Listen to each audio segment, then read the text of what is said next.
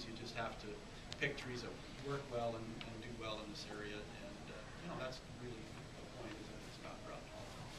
I've been working on about 20 years of getting the woolly thyme established because of the drought system.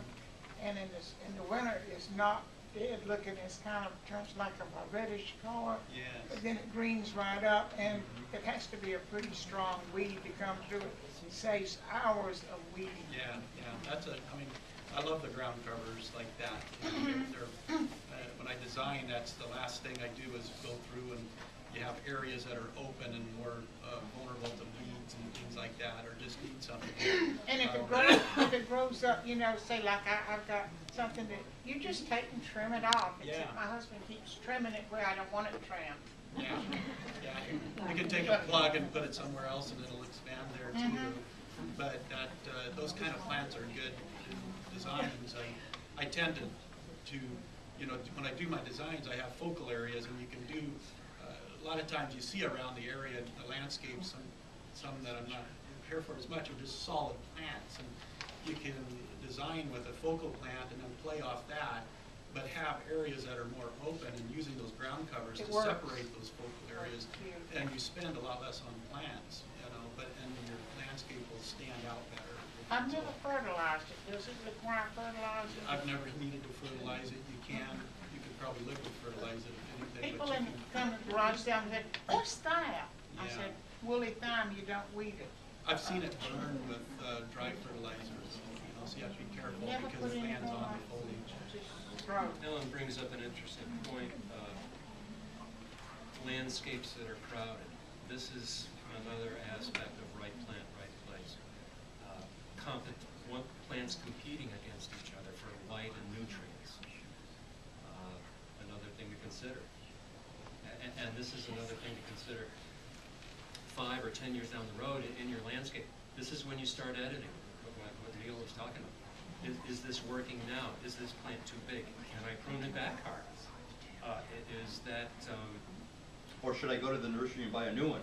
Or should go buy a new one. Is that formerly small Japanese maple now blocking the sun out from my, I don't know, some kind of sun-loving perennial? What's happening as the years go by?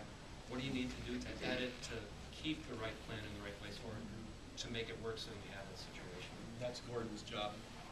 Yeah, and typically my job is I go in and fix. I do the editing. People say I don't like this, and so on. Okay, take it out, or we put it there. Another part of it is the low versus high maintenance aspect. Talk about right plant in the right place. Do you really want wisteria, which grows 10 feet a year, and you have to be up on the ladder to prune it? That's the wrong plant for most people. For me, hey, I charge by the hour. So wisteria. But if you're doing the work yourselves, you have to consider how much maintenance there is in your plants. And I run into that in design. People have plants they just absolutely want, you know. And then it's a matter of, to my point, to say this tree is going to look like this in 10 years and this in 20 years. If the tree is a tree that can be kept in a size, then and it has room, you know, to expand under the ground too, then you talk about it. You say, here's what's going to happen. Okay, so maybe you love that plant for the next 15 years, but no, you can only contain it into an area so long. And it may be something that brings somebody a lot of joy. And then you talk about it and say, okay, you can do that, but you're going to probably in 15 years take it out. You're going to feel bad at that time. So, and you're going to need Gordon to keep it in the size up until then. So there's always those conversations in landscapes. Everybody has a plant they loved when they were a child and saw as they grew up, and they said, I just want that. It would be great right here. So those are things we talk about in design ahead of time and try to give it a better home. But there's occasions where people say, oh, I'll just go ahead and do that, keep it inside, and like the interior of your house, redesign and landscape in 15 years when that's going to get bigger. So that does happen, and we try to avoid it. Yeah, there's no joy in saying I told you so. When suddenly your landscaped areas are full of California poppies. I mean, somebody says they like they don't want to weed it out. Well, they're going to have a lot more of them. And it's just, yeah. I have two New Zealand flaxes and a big red cactusy looking plant for drought resistant, but they look really dead right now, are they? They fall in that category of wait 2 months. Way too much, okay. Then, you know, We've got to cut it back hard. Okay. It's definitely, See what happens. it's like the Escalonians, you know, these plants, the New Zealand flax grasses are getting pretty hard. If they're mush, just yank them. Generally, if the fans are broken, cut those. If they're just bent, leave those and then see what happens in June. If they're mushy already. If they're mushy already, I've replaced three formiums in one of my display gardens, so another plant's going in. Are there any trees you would put in a septic field? Willow. I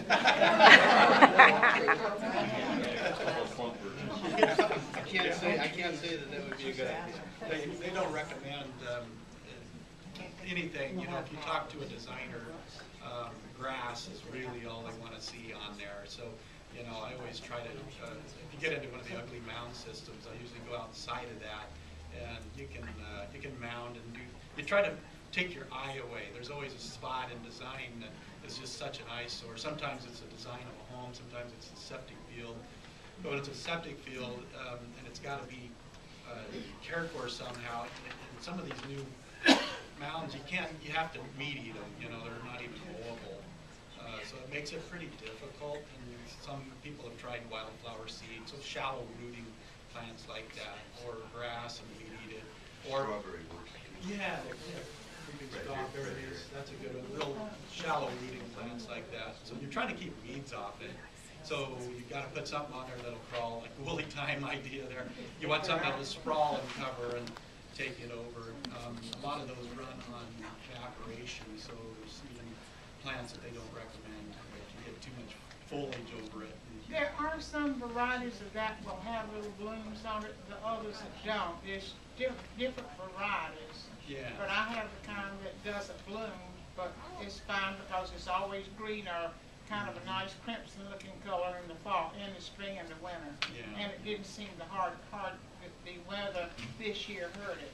Yeah, it's a challenge. You know, you can do different things around the base. You can put some boulders and have some, you know, ground covers going around. But still, it's a hard one because you can't put anything deep rooting on them. So sometimes people just go, okay, I'm going to block that, and then just isolate it from your view anywhere, and not have a challenge at all with it, and just let it go. So depending where it's at, sometimes they put it right in the front yard.